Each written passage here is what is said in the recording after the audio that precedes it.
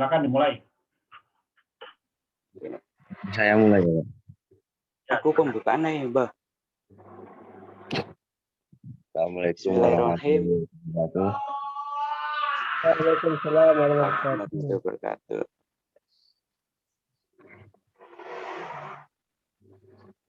Waalaikumsalam warahmatullahi wabarakatuh. Oke, ini dengan beranggotakan 5 orang dengan nama Hasanul Buluk, Andrian Jaitan, Aaron Muhammad Al-Bikri, Kusnul Mandani, dan Kusnandoko. Kita mulai. Ayo, Ron. Interview. Kami memutuskan untuk menginterview teman-teman terdekat dari seluruh anggota kami.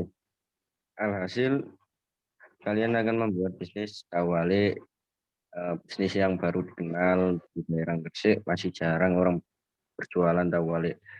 Sebuah peluang bisnis yang bagus. Lebih baik mengimpron dengan cara menambah isian yang lebih menarik agar masuk ke konsumer zaman sekarang, dan juga coba packaging yang lebih modern agar lebih menarik dan lebih pesan banyak konsumen. Lanjut. Big Paper. Merupakan hasil mengapa kalian memilih bisnis tahu walik? Karena tahu walik masih jarang ditemui dan diproduksi. Dan sangat mudah serta peminatnya masih banyak. Mengapa tidak memilih berjualan tahu biasa saja? Ya, karena sudah banyak yang jualan sehingga daya saing makin meningkat. Mengapa tahu walik bisa diimpor? Kata lain bisa karena kita nanti ingin mencoba mendapatkan isian dengan berbagai pilihan seperti isi keju, tetelan, dan lain-lain. Dan kita juga ingin menambahkan pilihan varian rasa yang unik, dari murah yang tidak pedas hingga yang ekstra pedas. Lanjut. Goal and we should. Oke. Goal, kami bertujuan untuk membuat awali modern dengan menambah topping isian dan membuat packing yang menarik. Nah, kami berharap bisnis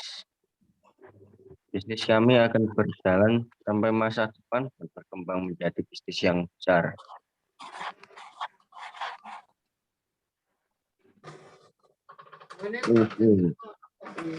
Syukur alhamdulillah dengan adanya kelompok ini, kami berharap bisa saling membantu satu sama lain dan saling melengkapi satu sama lain. Meskipun masih awal-awalan dan belajar memahami satu sama lain, insya Allah kami berharap kami bisa menjadi partner yang cocok baik sekarang maupun di masa depan.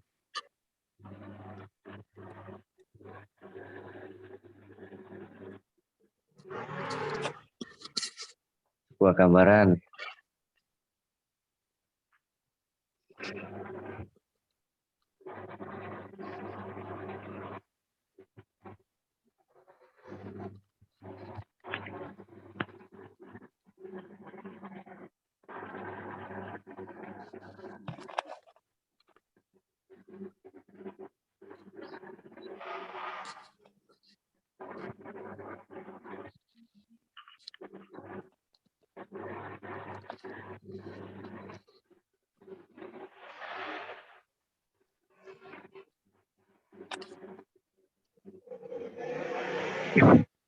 Solusi and counter feedback sudah cukup menarik, dan untuk lebihnya awal yang kita jual tidak seperti biasanya.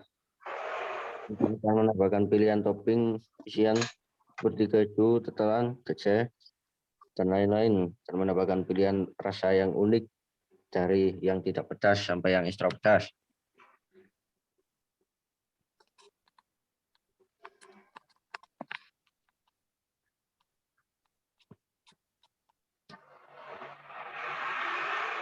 Omikron,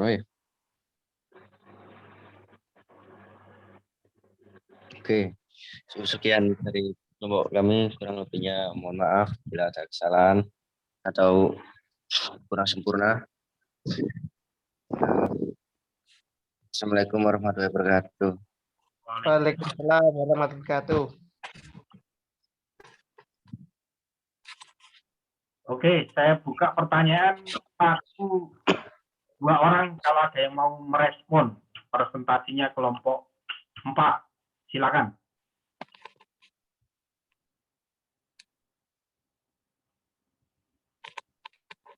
Ada? Tidak ada?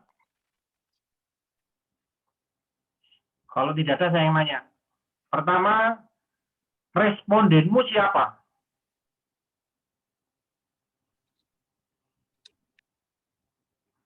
Baron, coba diceritakan dan teman-teman timnya.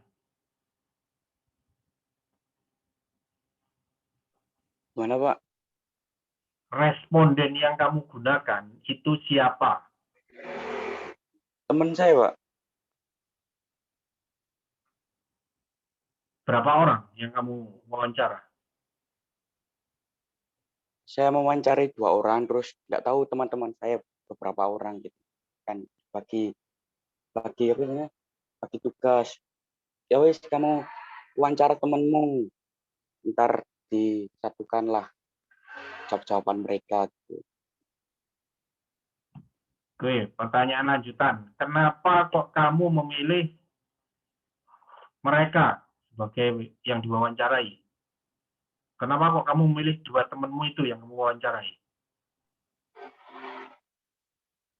Yang pertama, satu anak di lebih suka kuliner, Pak ya. Terus? Terus yang kedua ini emang sudah pernah jualan, Pak. Oke. Kenapa kok nggak 2 orang yang lain? Karena misalnya kamu punya teman 2 orang. Kenapa nggak 2 orang yang lainnya? Kenapa kok memilih 2 yang itu? Karena mereka terpilih sih, Pak. Mereka Iya. unik sih. Terpilihnya kenapa? Kan punya kriteria. Berpengalaman, Pak. Oke. Ada lagi yang lain?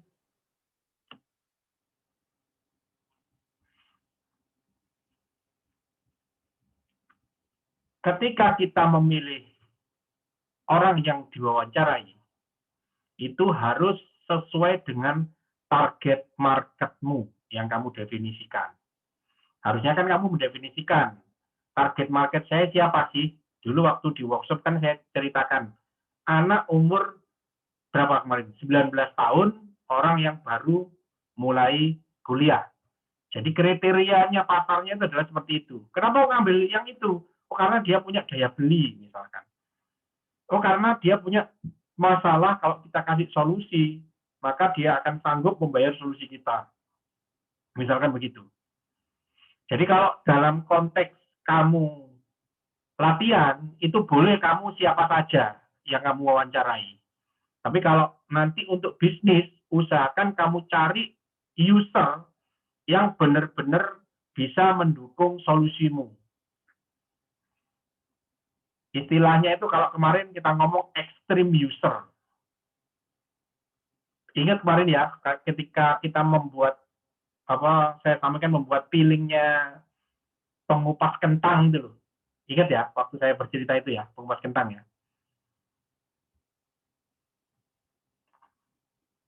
Ada yang bisa. Ini suara saya terdengar nggak ya?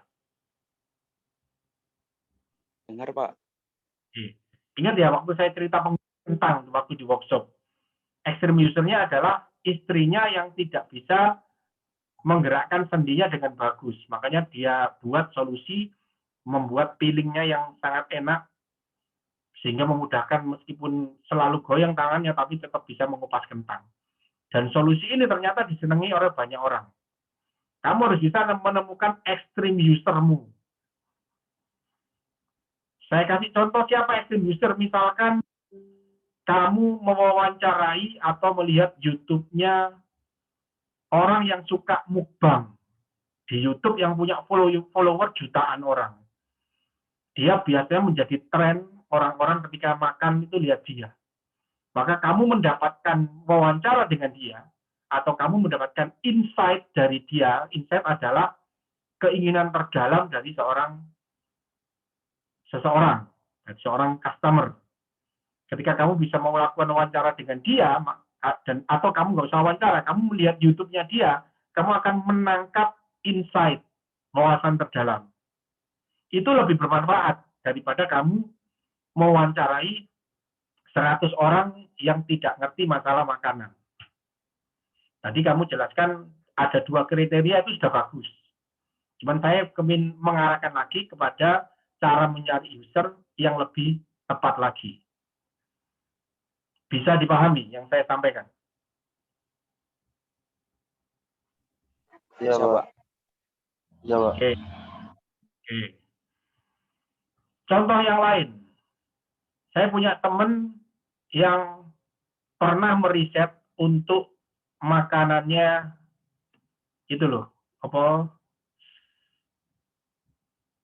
lapis Surabaya. Nah, ketika dia melakukan wawancara, dia punya kriteria. 1, ini orang suka jajan. Harus orang yang suka jajan. Yang kedua, menengah ke atas. Kriteria ini dia harus buktikan. Yang pertama, dia ketemu orang, dia lihat, dia suka, ditanya, kamu suka jajan? Suka. Boleh saya lihat kulkasmu? Sama dia dibukakan. Ternyata di kulkasnya isinya hanya air putih. Oh, berarti dia tidak sesuai dengan kriteria kita karena dia nggak suka jajan. Kemudian dia cari orang lain, ditanya, kamu suka jajan? Suka. Boleh lihat kulkasnya, dibukakan sama dia, ternyata banyak makanan di situ. Oh ya, betul ini berarti. Jadi harus divalidasi user kita juga.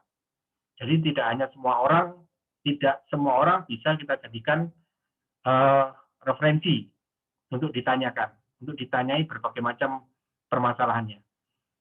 Yang kedua, menengah ke atas. Nah, dilihat orang ini ke kampus naik apa, bajunya bagaimana, dia dalam 1 bulan menghabiskan uang berapa. Ketika kamu menetapkan target market menengah ke atas, kamu harus bisa memverifikasi orang ini benar-benar target marketmu apa bukan.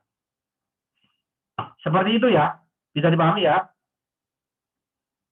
Bisa, Pak. Yang kedua, kamu wawancara, kamu menggunakan pertanyaan terbuka atau tidak? Oh, boleh pertanyaan terbuka itu. Pertanyaan terbuka adalah pertanyaan yang jawabannya itu panjang. Kalau pertanyaan pendek, itu mulai saiki apa enggak? Enggak. Oh ya, hanya ya dan tidak. Tapi kalau pertanyaan terbuka, kenapa sih kok harus pulang sekarang? Nah, dia cerita, aku saiki ditunggu ibuku, bla bla bla bla bla. Yang dari situ kamu bisa mendapatkan secara verbal, secara ngomong langsung maupun bahasa tubuhnya, kamu bisa menangkap sesuatu, apa yang membuat dia gelisah, ada masalah, apa kamu bisa menangkap. Yang kamu lakukan kemarin pertanyaan terbuka atau pertanyaan hanya yes or no?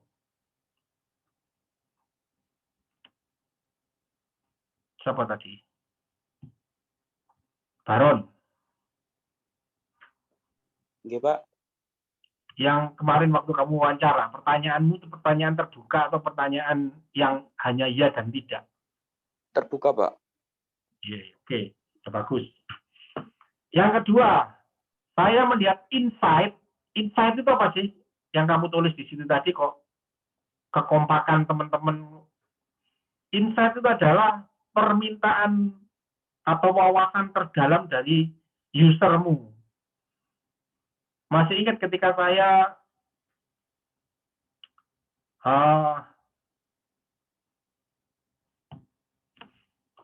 waktu saya membahas tentang Ford, itu mendapatkan insight dari customer-nya memerlukan kuda yang sangat cepat. Sama Ford, insight itu dirubah menjadi sebuah produk, yaitu apa? Mobil Ford. user ngomongnya minta kuda yang cepat, sama Ford dikasih ini loh, mobil yang cepat, yang lebih bagus daripada kuda. Dan akhirnya booming yang namanya mobil Ford tadi. Karena dia berhasil menerjemahkan insight atau kebutuhan terdalam yang dia tangkap dirubah menjadi sebuah produk. Insight yang kamu tunjukkan tadi itu masih bukan insight-nya customer, tapi itu adalah apa ya? Harapan untuk kelompokmu itu tadi. Iya, Baron. Betul demikian. Benar, Pak. Soalnya belum tahu, Pak, sebelumnya, Pak, definisi insight.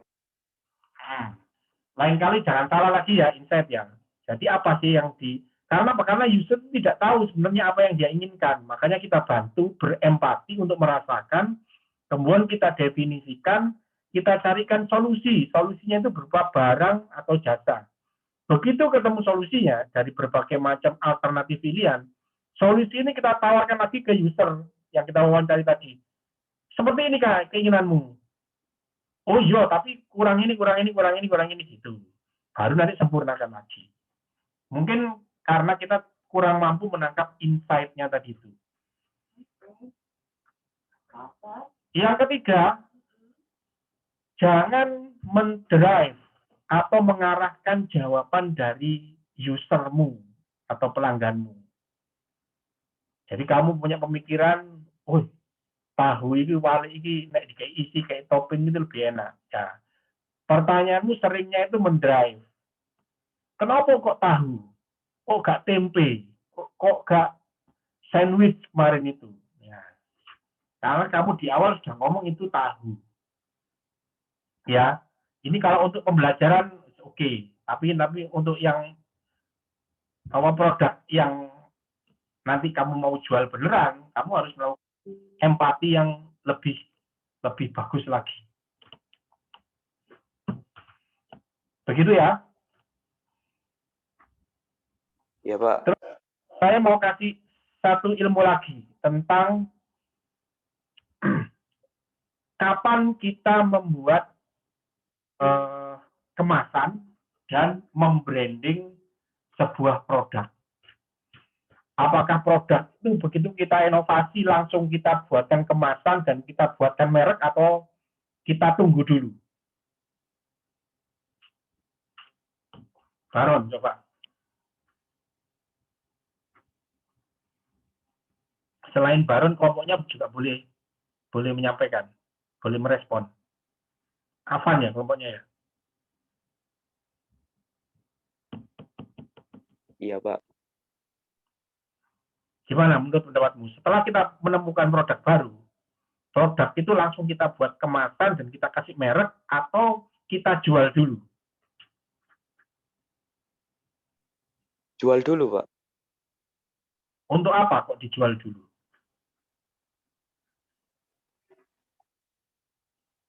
Apa tujuannya kok dijual dulu? Kok nggak langsung di branding? Kok nggak langsung dikemas yang bagus? Kok dijual dulu? Itu Pak, untuk tester dulu ke konsumen. Tester dulu konsumen, supaya apa? Ya, supaya tahu Pak rasanya gimana gitu, kurang apa. Sampai Terus nanti apa? kalau sudah semua, baru bikin merek sendiri sama packaging sendiri. Oke, betul ya. Jadi kita buat orang itu merasakan produk kita, menyenangi produk kita, dan ngangeni produk kita kalau produk kita nggak ada. Tapi jangan terjebak hanya di komoditas istilahnya. Kenapa? Karena orang lain pun bisa membuat produk yang sama seperti punyamu, bisa ditiru dengan gampang. Misalkan bikin tahu wale isi apa tadi itu? Isi daging misalkan. Setelah dijual, laris. Besoknya ada orang yang menjiplak persis punyamu. Nah, ketika kamu sudah menjual barang dan banyak orang yang senang, orang yang ngangeni, kata kuncinya ngangeni produkmu, saatnya kamu membranding, memberikan merek, dan memberikan kemasan yang bagus. Supaya apa? Supaya kamu lepas dari yang namanya jebakan komoditas.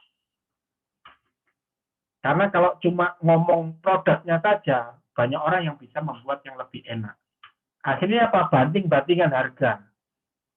Suatu saat kamu akan lepas dari produkmu karena baru suka nututi dengan banding-bandingan harga. Tapi kalau kamu punya merek sendiri, punya kemasan sendiri, orang akan melihat, mesti kapan hari itu misalkan tahu wali Niki Eco misalkan. Jadi orang tuh melihatnya golek sing Niki Eco jelas enak ini jelas. Saya nggak mau nyoba yang lain biasanya gitu. Sudah kena branding. Bisa dipahami ya? Bisa, Pak. Oke. Sekarang presentasi kelompok 5. Silakan. Siapa kelompok 5?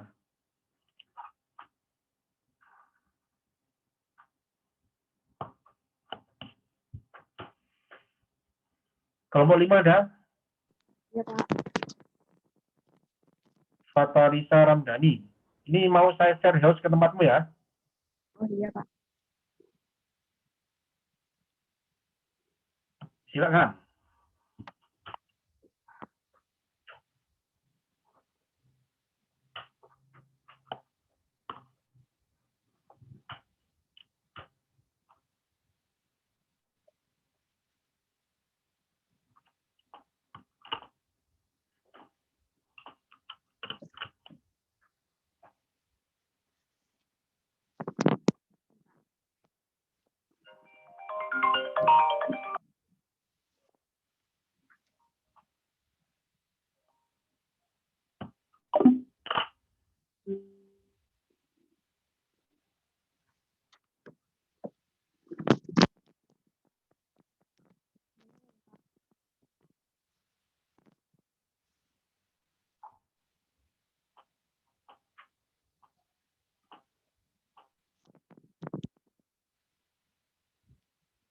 Silakan.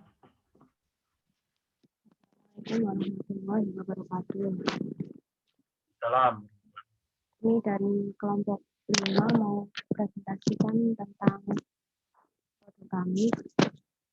Kenalkan sebelumnya kelompok kami. Yang 1 Ahmad Faridi, 2 Amalia Bangkul, 3 Fatarisa Ramadhani itu, yang 4 Robi Abdul Adalia, dan nomor 5 Safa Zulke. Saya mulai.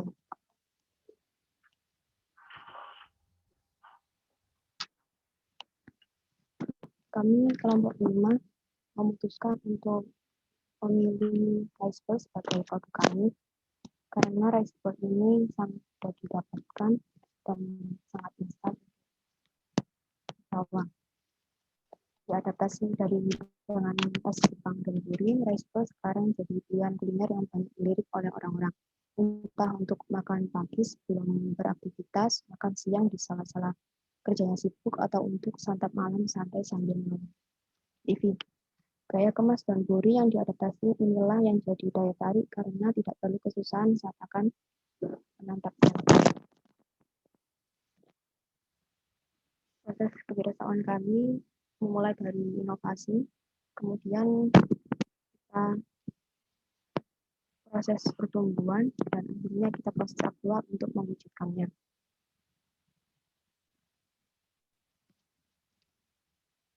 Sebelum melakukan presentasi hari ini, kami sebenarnya sudah melakukan interview kepada customer atau konsumen lewat Google Form, dan interview tersebut sudah dijalankan dan sebanyak 28 customer. Dan hasilnya konsumen lebih sering memilih makanan di luar karena sibuk. Yang kedua, konsumen menginginkan makanan sehat. Dan ketiga, konsumen menginginkan makanan yang praktis untuk kegiatan sehari-hari.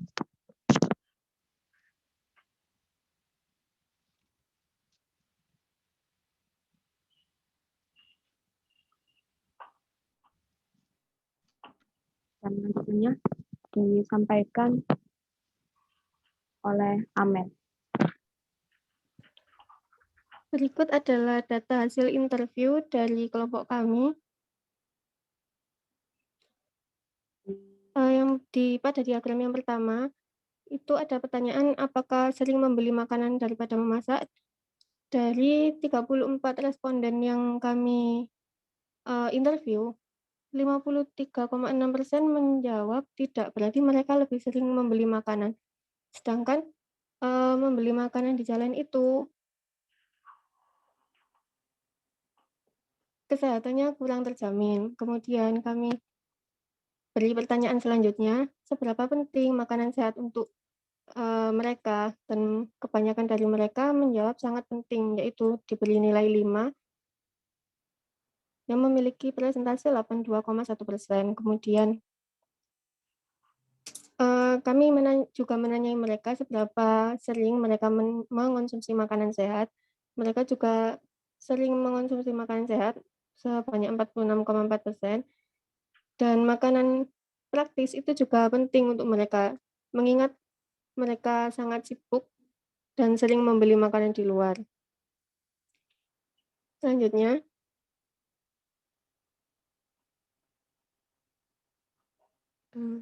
slide selanjutnya.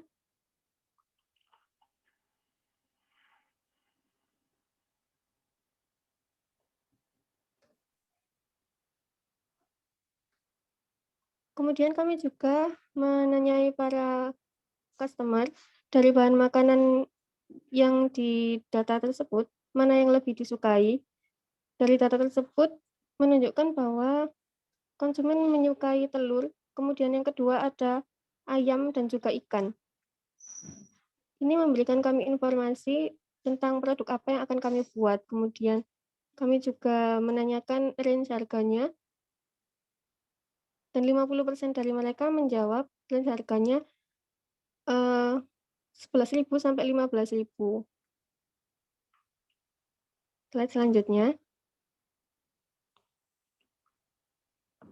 Dari data tersebut, kami menggali lebih dalam apa yang sebenarnya dibutuhkan oleh konsumen. Hasilnya yaitu yang pertama, konsumen lebih suka lauk ayam dan telur, kemudian konsumen menginginkan harga antara 11.000 sampai 15.000, dan yang ketiga, konsumen menyukai makanan yang praktis dan sehat.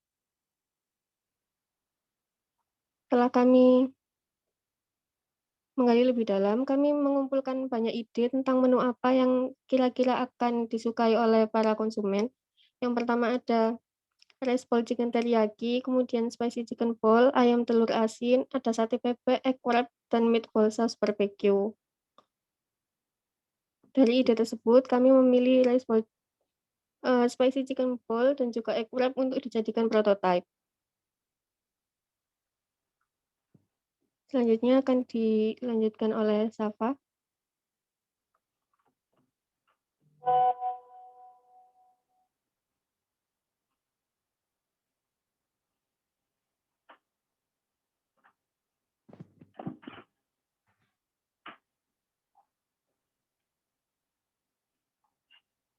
Silakan, dengeran suaranya. Berikut adalah contoh sketch dari produk kami. Yang pertama kita menggunakan mangkuk, lalu di dalamnya ada nasi, lauk, dan yang paling atas ada sayur. Nah, slide selanjutnya. Berikut adalah contoh prototipe yang telah kami buat. Slide selanjutnya. Dari produk yang kami buat, kami telah mendapatkan tes dan feedback-nya. Yang pertama, dari segi kemasan, spicy chicken rice bowl lebih aman saat terjatuh atau terkena benturan, karena wadahnya terbuat dari plastik yang cukup tebal. Yang kedua, dari segi rasa, ada masukan dari konsumen untuk menurunkan tingkat kepedasan. Namun di sisi lain, ada juga konsumen yang meminta agar rasa pedasnya ditambah. Untuk menyikapi masalah tersebut, kami akan memberikan opsi bumbu pedas terpisah agar bisa ditambahkan sesuai selera konsumen. Terima kasih. Oke. Ada yang mau merespon dulu dari teman-teman? Silakan. Saya kasih kesempatan. Ada yang mau merespon? Silakan.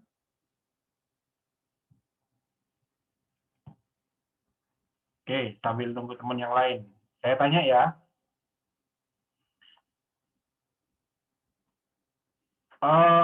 Target market kalian itu siapa?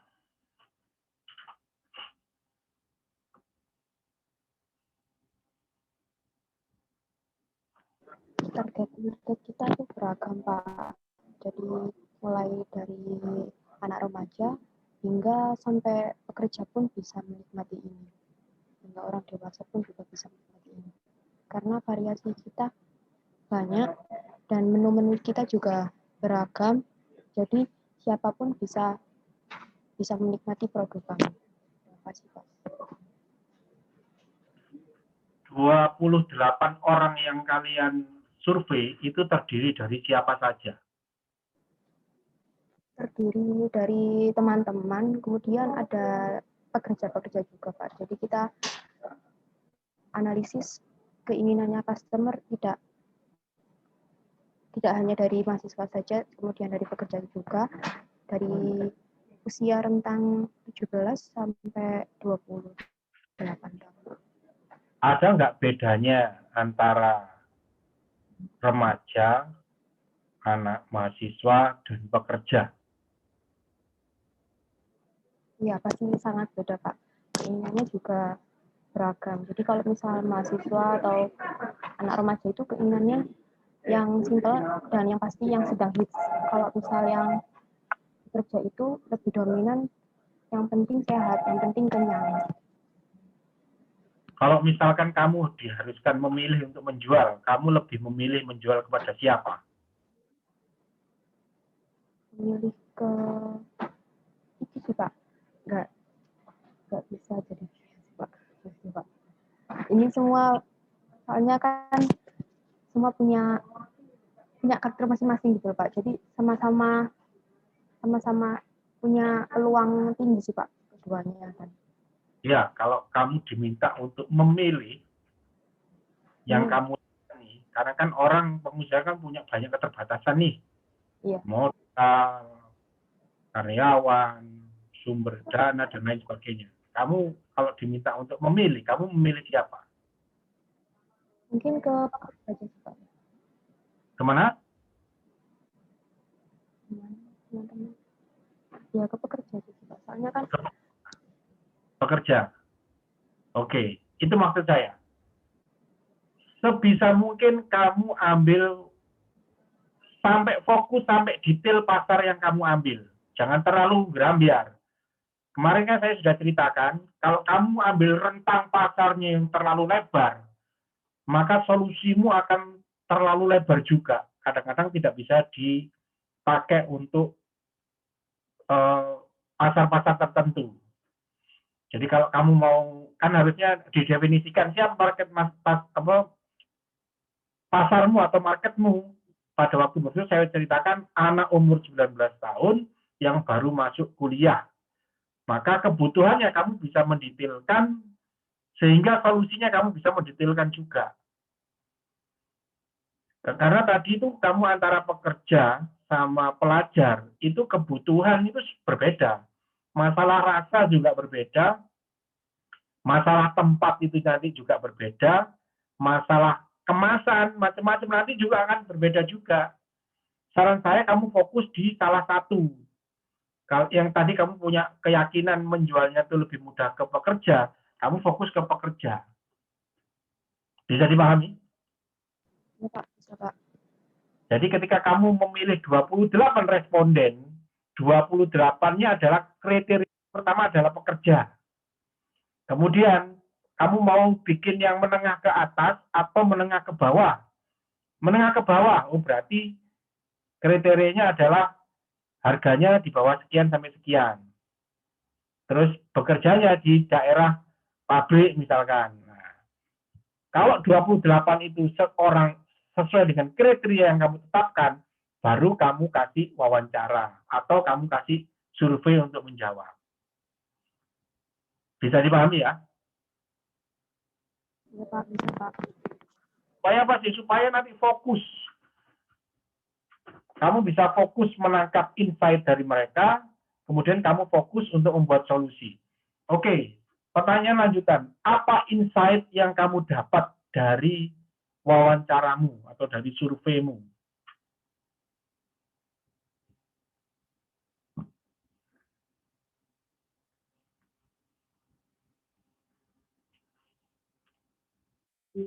Siapa yang menjawab?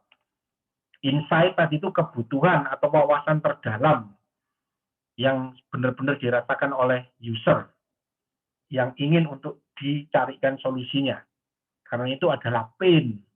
Pain itu adalah apa ya? Derita dia yang harus ada solusinya. Apa insight yang kamu dapatkan dari hasil empatimu?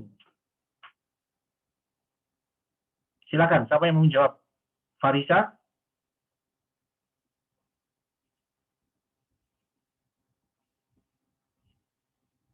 Halo, bisa didengar suara saya? Ya Pak, bisa Pak. Ayo, apa insight-nya apa dari hasil lewat itu?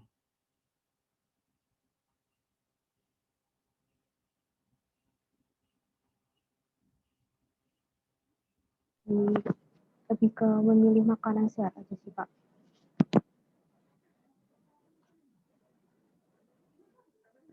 Insight-nya ingin makanan sehat. Berarti insight-nya kamu masih kurang dalam itu menggalinya. Kayak Ford itu tadi saya contohkan. Ternyata user itu ingin kuda yang cepat. Kalau ingin makanan sehat, wah makanan sehat masih range-nya masih banyak itu. Makanan sehat yang seperti apa? Kalau tadi sih saya tangkap sehat yang mudah dibawa, gampang didapat kayak gitu. Harus semakin banyak kalimat mendefinisikannya itu juga semakin bagus. Sehingga apa? Sehingga kamu untuk membuat solusinya lebih mudah lagi. Begitu ya.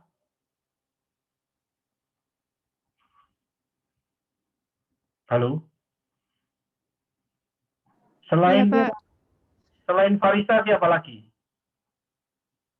Kelompoknya tadi.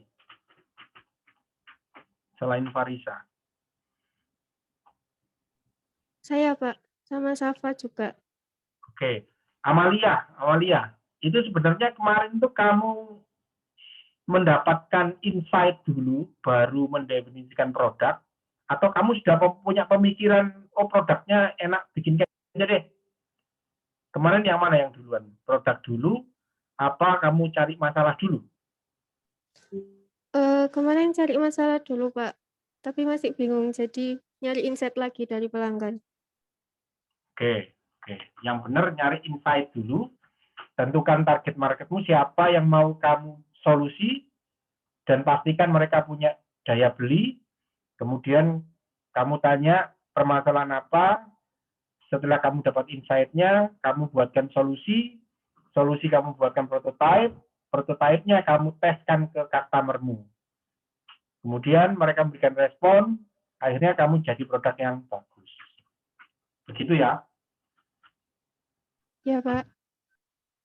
Baik, sekarang presentasi kelompok 6. Ada kelompok 6?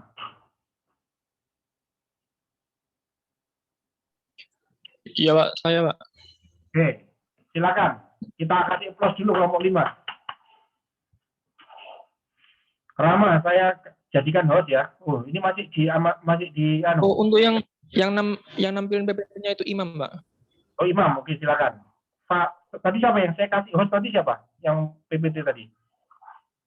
Ya, Pak, saya Pak.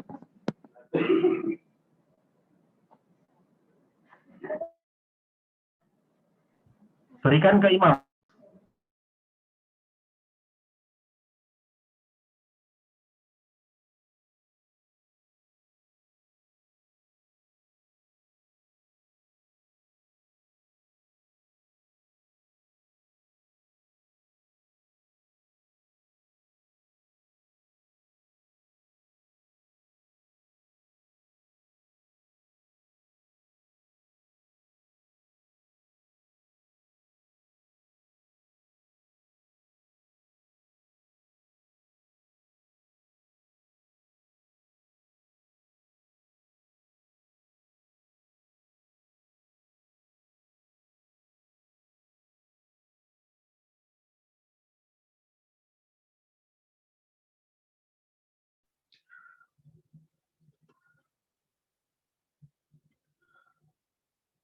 Baik, Assalamualaikum warahmatullahi wabarakatuh.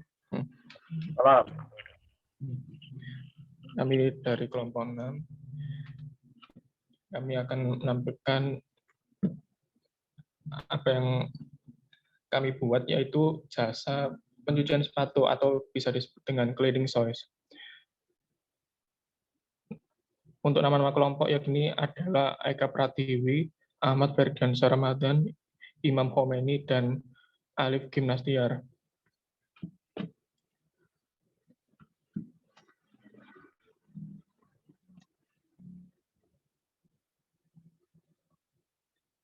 Langsung slide selanjutnya aja.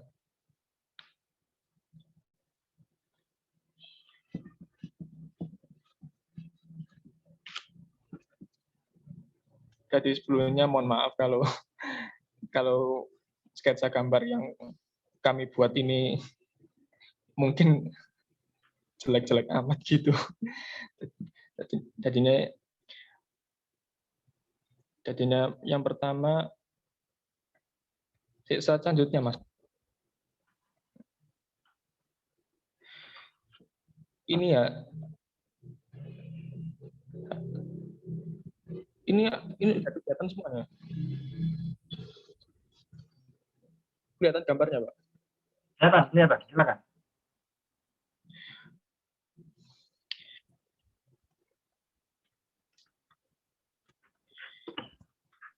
Beberapa di antara orang yang sudah saya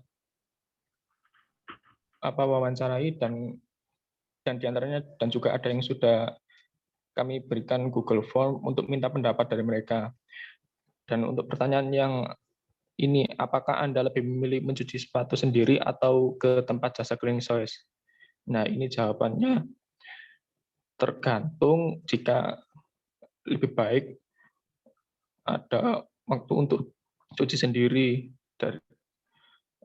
dan ini apa yang membuatmu lebih memilih untuk titip ke jasa pencucian sepatu daripada membeli sepatu baru lagi? Karena alasannya karena ingin menghemat uang, karena sepatu bisa dibersihkan lagi, dan jika masih bisa dipakai dan bisa dicuci, ngapain harus beli lagi? Sayang nanti kalau uangnya habis. Dan bahan-bahan seperti apa yang cocok untuk mencuci sepatu biar cepat bersih? Ya, seperti deterjen, khusus sepatu, ya air. Itulah intinya. Kalau menurut Anda, sepatu model apa yang bisa dicuci sampai bersih? Semua jenis sepatu bisa. Langsung, Mas. Tujuannya yaitu bisa menjadi peluang bisnis bagi para pebisnis untuk memulai usaha dalam ini. Membuat bisa lebih percaya diri, itu sudah pasti. Banyak peluang usaha. Oke, lanjut. Alasannya yaitu karena yang pertama ini peluang bisnis besar. Tidak banyak penyaing dalam kerja. Ya, memang karena di Gresik ini kemungkinan banyak yang nggak ada pesaing dalam usaha jasa pencucian sepatu. Jadi ini sebagai alasan mengapa kami ingin membuat jasa pencucian sepatu ini. Dan yang ketiga, membuat pelanggan nyaman untuk memakai sepatunya, supaya kita bisa memikat hati para pelanggan supaya tertarik sama usaha kami. Oke, selanjutnya. Latar belakangnya itu membuka usaha yang semakin maju, mengetahui perilaku pelanggan, agar pelanggan tetap selalu terlihat rapi.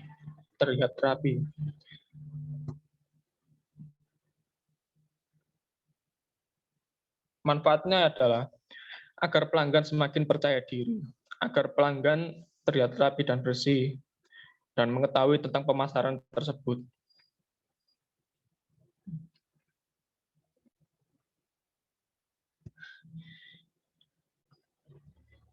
Ya mungkin itu saja dari kami, penyampaian dari kami. Sebelumnya ya mohon maaf kalau sebenarnya PPT ini masih belum selesai karena masalah kendala lain. Jadinya kami hanya menampilkan seadanya ini tampilannya aja gitu. Ya mungkin itu aja yang bisa saya sampaikan. Oke. Kurang lebih mohon maaf. Apakah ada respon dari teman-teman? Ada respon? Ada respon dari teman-teman? Oke, kalau tidak ada saya nanya. Ide ini muncul dari hasil wawancara atau kamu punya ide untuk membuka cuci sepatu ini dulu baru kamu pertajam ke customermu? Rama. Sebenarnya ini ide dari kami, dari Alif, dan ini setelah kami pikir-pikir kayaknya ini bisa lebih menguntungkan, tapi setelah itu kami juga ingin minta pendapat dari semua orang dulu gitu loh, gimana responnya, gimana pendapatnya gitu. Oke, kalau design thinking itu konsepnya adalah kamu mencari target marketmu dulu, kamu tentukan, kemudian kamu wawancara sesuai target tadi itu, kemudian kamu punya gambaran permasalahan dia, kemudian kamu cari solusi. Solusi ini dari berbagai macam alternatif, kamu diskusikan, kamu pilih yang terbaik. Solusi terbaik, kamu kembalikan lagi ke usermu, kayak gini tak solusinya. Kemudian mereka memberikan respon, setelah itu kamu perbaiki solusi itu terus sampai akhirnya customer target market yang kamu pilih itu terpuaskan. Jadi konsepnya seperti itu. Kalau kamu mulai dari apa yang kamu inginkan, kecenderungannya adalah terjadi stok gudang yang terlalu banyak. Kenapa? Karena kamu menginginkan sesuatu model ini, sedangkan customer tidak menginginkannya. Paham yang saya maksud ya? Iya Pak, Mbak. Ya, jadi mulailah dengan tentukan target marketnya, diskusikan dengan mereka keinginannya apa, kamu mendapat insight, baru kamu membuat produk. Jangan dibalik. Kalau dibalik kebanyakan ujung-ujungnya akan macet nanti produknya. Kenapa kalau seperti itu ya? Karena kamu kan mengetahui pasar yang kamu setuju. Di mana pasarnya? Oh, pekerja Pak, pekerja di mana? Pabrik sebelah sini. Jadi jelas. Yang kamu sasar itu jelas. Kamu wawancara juga jelas, kebutuhannya jelas, solusinya jelas, barangnya jelas, kembalikan lagi ke pasar itu. Ketika nanti kamu berhasil menjual di pasar itu, kamu tinggal mencari duplikasi pasar-pasar yang seperti itu di tempat lain itu di mana. Kamu tinggal jualkan ke situ. Paham ya? Ya, Paham, Pak. Nah, tuh. Kita pikirannya itu ada di situ. Jadi jangan dibalik, kamu solusi dulu, baru ditanya ini mau apa enggak. Kalau user gampang aja dia sekarang bilang mau, begitu jadi produknya, enggak, aku enggak pengen kayak gini kok. Kamu terlanjur invest macam-macam kamu. Ya. Dan kalau kamu tentukan produknya dulu, itu kamu tinggal melihat orang lain, misalkan di Tunjungan Plaza ada orang jualan untuk mencuci sepatu, kamu tinggal niru. Tapi kamu tidak memberikan solusi baru yang sesuai dengan marketmu. Padahal marketmu ada di Gresik. Beda yang di Tunjungan Plaza, yang di Surabaya. Segmentasi pasarnya beda, gayanya beda, perilaku konsumen juga berbeda. Jadi hati-hati, ya. Akhirnya apa? Tadi presentasinya akhirnya kebalik-balik. Yang harusnya duluan menjadi belakangan, yang belakangan menjadi duluan. Karena apa cara berpikirnya tadi masih belum design thinking. Paham yang saya sampaikan, Rama? Ya, paham, Pak. Ya. Oke. Saya tanya lagi, yang kamu survei itu siapa saja dan berapa banyak?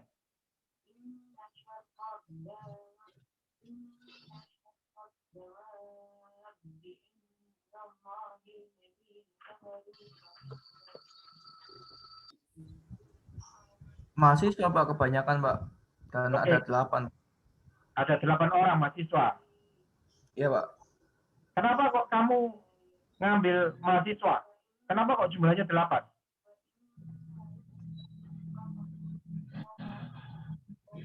Ya, karena yang ngisi kuesioner cuma segitu, Pak. Oke. Kalau hanya untuk latihan seperti ini, saya nggak ada masalah. Tapi kalau untuk membuat produk yang beneran, sekali lagi kamu tentukan target marketmu itu siapa. Kayak tadi saya cerita orang yang mau bikin lapis Surabaya tadi dulu. Dia target marketnya kan jelas. Orang menengah ke atas, dia suka jajan. Dan ada beberapa kriteria lainnya. Nah, tentukan target marketmu. Kemudian cari user yang sesuai dengan kriteriamu. Setelah itu lakukan wawancara. Nah, kamu akan mendapatkan petunjuk dari target market yang benar.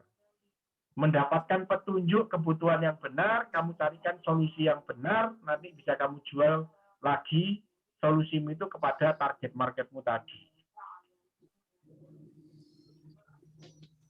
Kenapa kok jumlahnya 8 sekarang? Kok nggak 10? Kok nggak 12? Kok nggak 2 saja?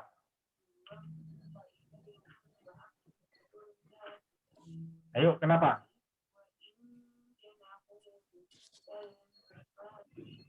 Rama atau Imam, silakan.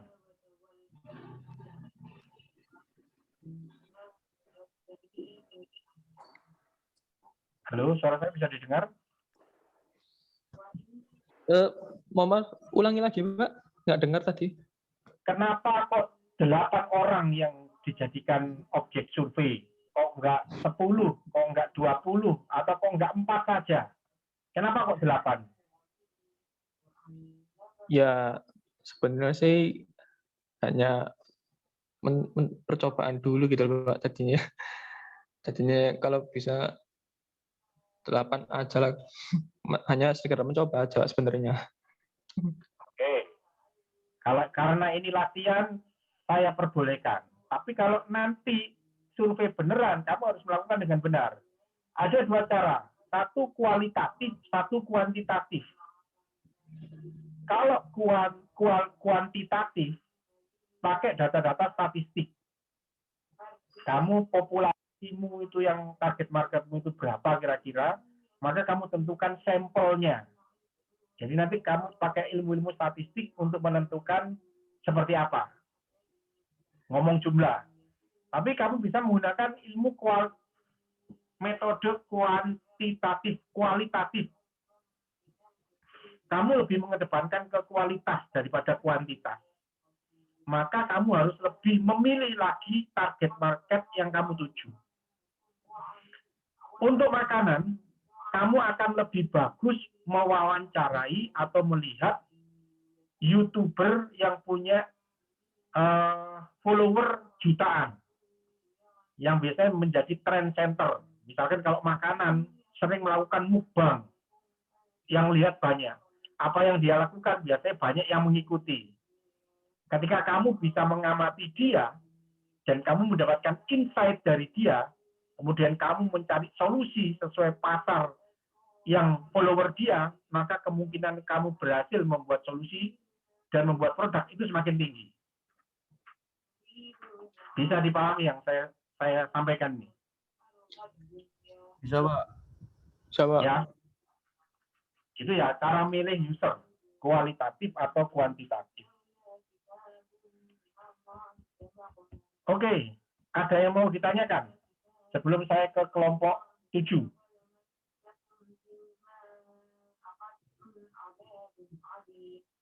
Ada yang mau kamu tanyakan? Permasalahan ketika kamu menemukan produk tadi kemarin itu. Ada yang kamu tanyakan?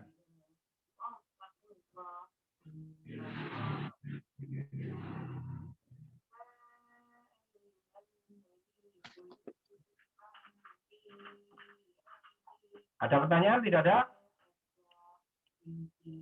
Ini masih ada kelompok 7 enggak ini? Kelompok 7 ada?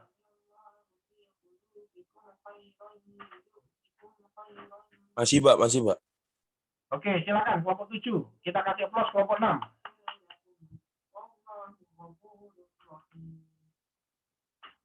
Siapa yang presentasi kelompok 7? Saya, Pak. Sama apa Queenie, Pak, Queenie. Ini. Silakan diarahkan ke Queenie hostnya.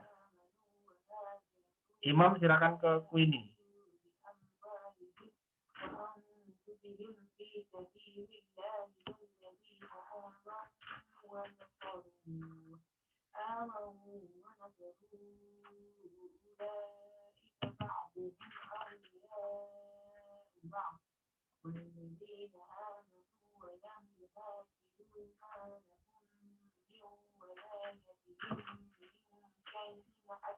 Imam, sudah Imam?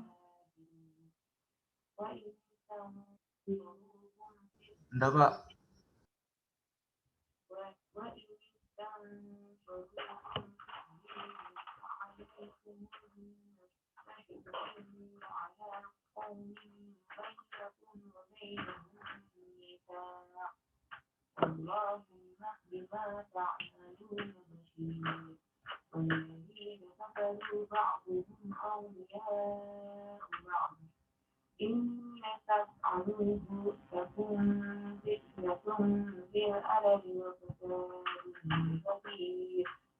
Sudah diberikan ke Queenie belum ini?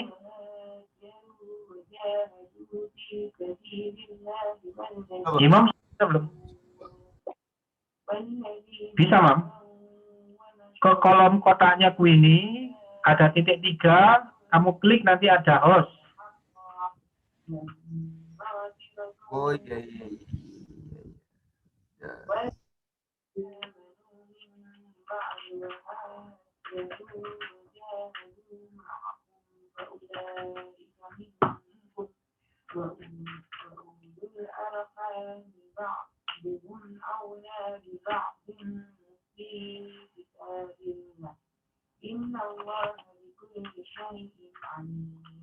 Sudah?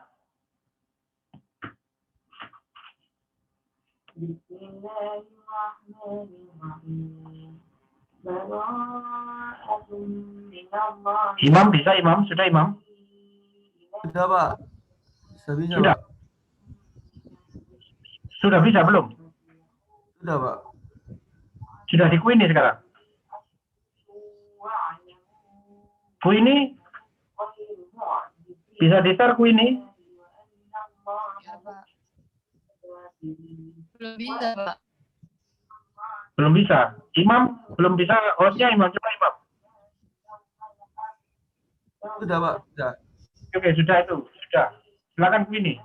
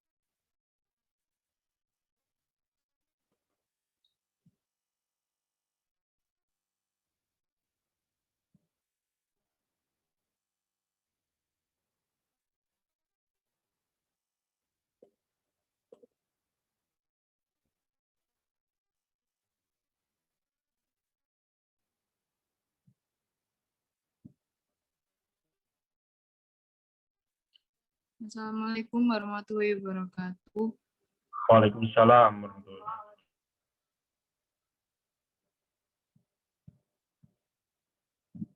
Kami dari kelompok 7 beranggotakan 5 orang. Yang pertama ada Miss Nabil, kedua ada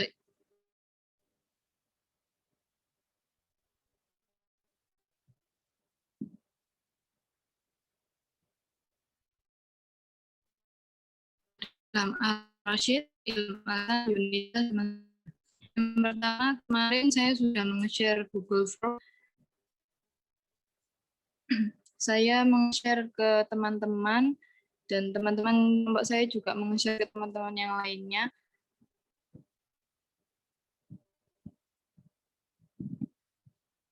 Interview untuk produk yang akan kita buat adalah kaos. Hasil interviewnya mereka memakai kaos untuk dan dipakai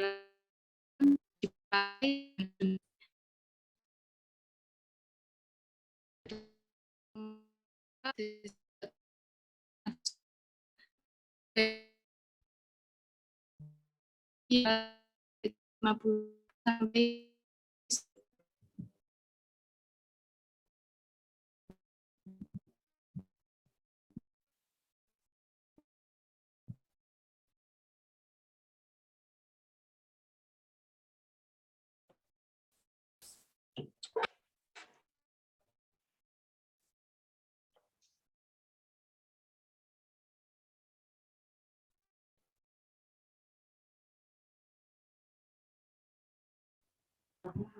Kemarin dari hasil interview kami melalui Google Form, kebanyakan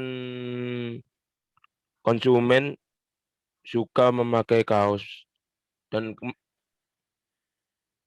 karena kaos sendiri lebih banyak dipilih dan nyaman dipakai. Untuk model kaos sendiri yang kami desain itu yang simple-simple, Pak. Dengan harga kisaran 50 sampai 90.000, dan untuk bahan yaitu menggunakan bahan katun, Pak. Lanjut, Mas Ilham.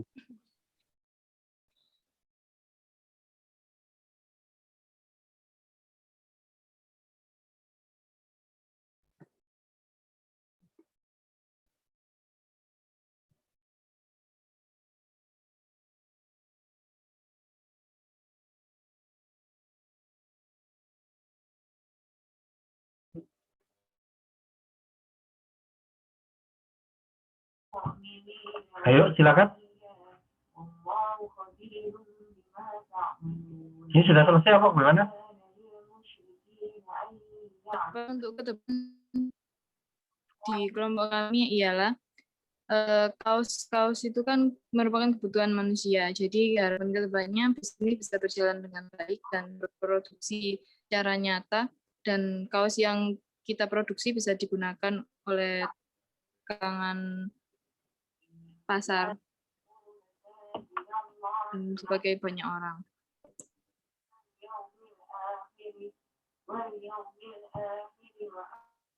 Alasan pemilihan produk merupakan barang yang dapat disimpan dalam jangka waktu yang lama. Semua orang pasti memakainya. Bisa berkreasi dengan membuat model atau desain sendiri. Solusi dari keseluruhan sudah cukup baik, tetapi mungkin lebih banyak pilihan model. Karena untuk bisnis kaos kita harus selalu ada inovasi dan selalu mengikuti perkembangan zaman agar usaha kita tetap berjalan. Terus ada contoh baju, Pak, di bawah.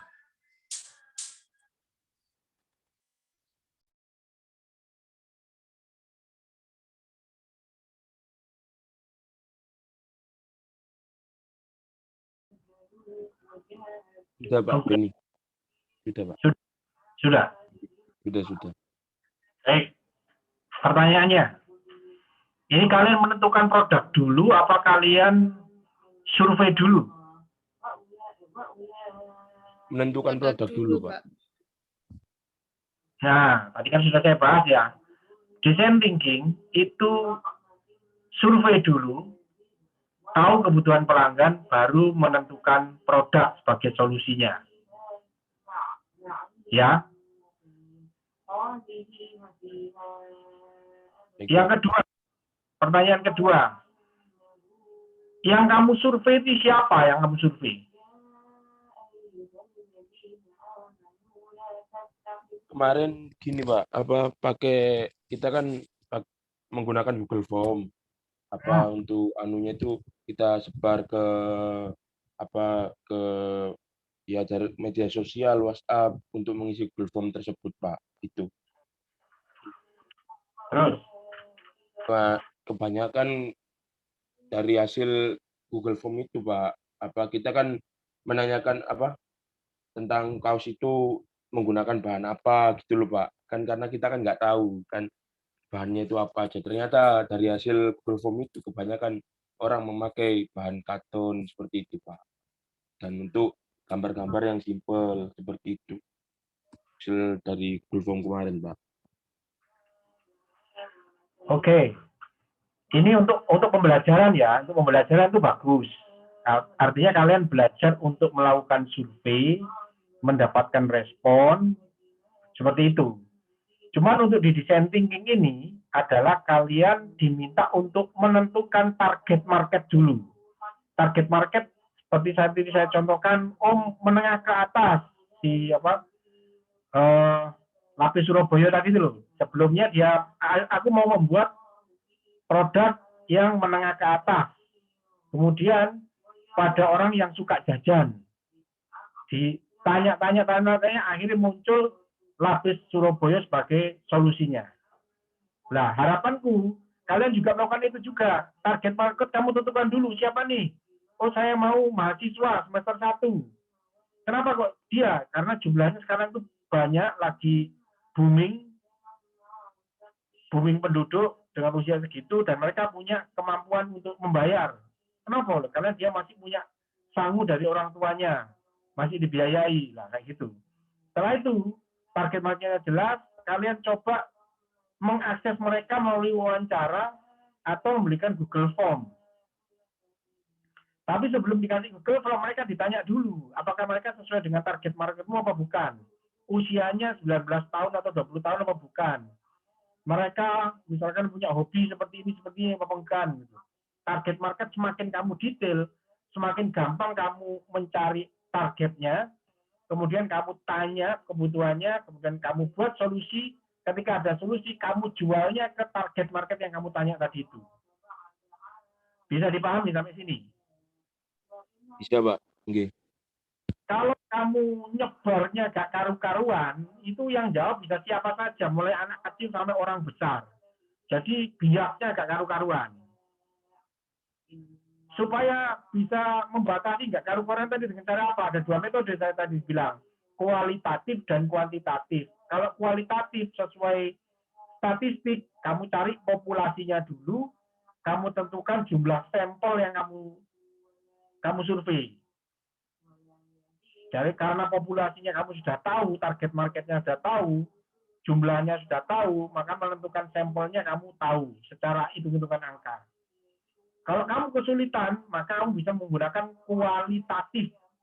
Tadi saya ceritakan siapa trend centernya untuk ngomong masalah market segitu itu. Oh, ini loh Atta Halilintar. Karena followernya usia yang target marketku. Apa yang dia beli, apa yang dia bikin, itu mesti dibeli sama orang. Misalkan gitu. Bisa dipahami ya? Iya, Pak. Bisa, Pak. Wih, itu. Oke. Saya anggap semuanya sudah pernah melakukan dan sudah saling belajar dari kelompok 1 sampai kelompok 7. Dan rata-rata semuanya menggunakan produk, inovasi produk. Saya belum melihat ada inovasi jasa. Sorry, tadi ada satu cuci sepatu tadi itu termasuk jasa. Jadi minggu depan saya minta kalian dengan metode design thinking yang benar yang saya tadi sampaikan, target market dulu, cari siapa yang harus diwawancarai, dapatkan insight dari mereka, kemudian buat solusi. Solusinya tes lagi ke mereka. Ya, minggu depan usahakan bisa presentasi untuk inovasi jasa. Ya. Kelompok 1 sampai kelompok 7. Bisa dipahami? Iya, Pak, bisa, Pak. Oke, ini kelompok 7 cukup ini, share-nya bisa ditutup share-nya kelompok 7.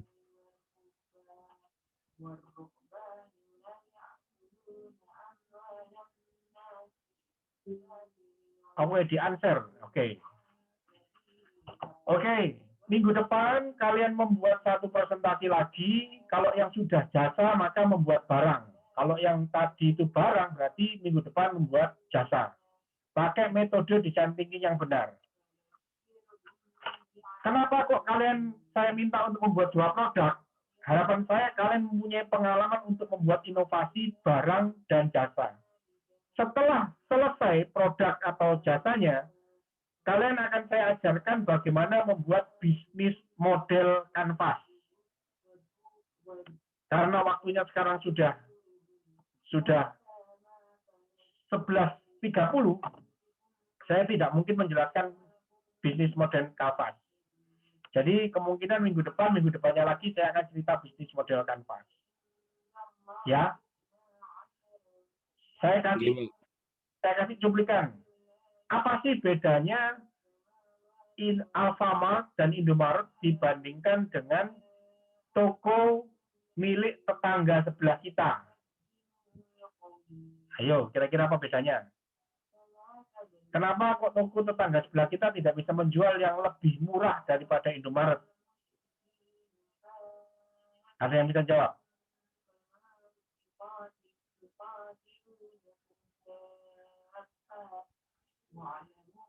Karena Alfamart dan Indomaret itu kulaannya, kalau mereka jualan pulpen ini ya, karena mereka punya 1.000 outlet lebih di Indonesia, mereka punya bargaining power, mempunyai kekuatan untuk nego kepada produsen pulpen. Saya mau beli pulpen, kalau satu outlet itu jual satu pulpen, kalau mereka punya 1.000 outlet, maka mereka akan membeli 1.000 pulpen. Sedangkan toko tetangga sebelah kita hanya beli 10 pulpen. Kira-kira kalau belinya ke kamu akan membeli diskon banyak kepada yang membeli 10 atau membeli 1.000?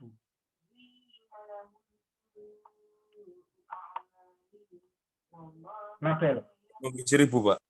Ya, maka mereka mempunyai kekuatan bargaining power yang lebih tinggi. Itu satu. Yang kedua, dari cara mengambil modal.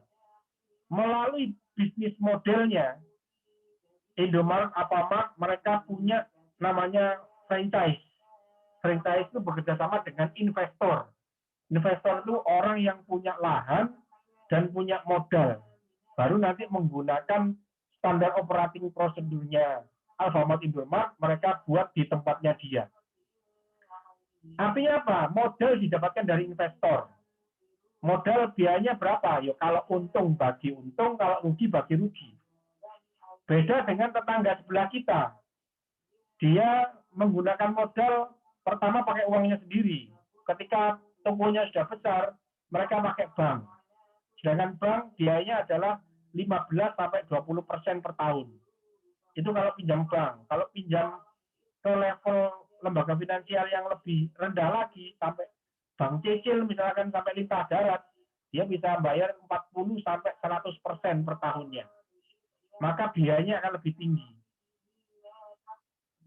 Belum menggunakan uang, sudah harus bayar bunga. Jadi tuntutan keuntungannya lebih tinggi lagi, lebih risikonya lebih tinggi. Itu karena apa? Karena bisnis modelnya nggak sama. Cara memilih bisnis model. Kita lanjutkan di minggu depan saja ya. Ini hanya gambaran saja. Kita kalau salah membuat bisnis model, maka kecenderungannya bisnis kita tidak akan bisa abadi, tidak bisa sustainable, tidak bisa lestari. Sampai di sini bisa dipahami apa yang saya sampaikan? Ya, Pak. Baik. Kita ketemu minggu depan. Saya minta kelompok 1 sampai 7 sudah siap dengan presentasi menggunakan tahapan-tahapan design thinking yang benar, ya. Jangan dibolak-balik. Nanti malah kalian bingung sendiri. Pakai tahapan yang benar. Mulai dari empati, mendefinisikan, kemudian ideasi, ide-ide, kemudian membuat prototipe, melakukan tes. 5 tahapan ini kalian tunjukkan satu persatu dengan benar. Ya, tugas kalian adalah itu supaya kalian paham di situ. Setelah itu paham, saya ajak kalian ngomong bisnis model. Baik, sebelum saya tutup ada pertanyaan?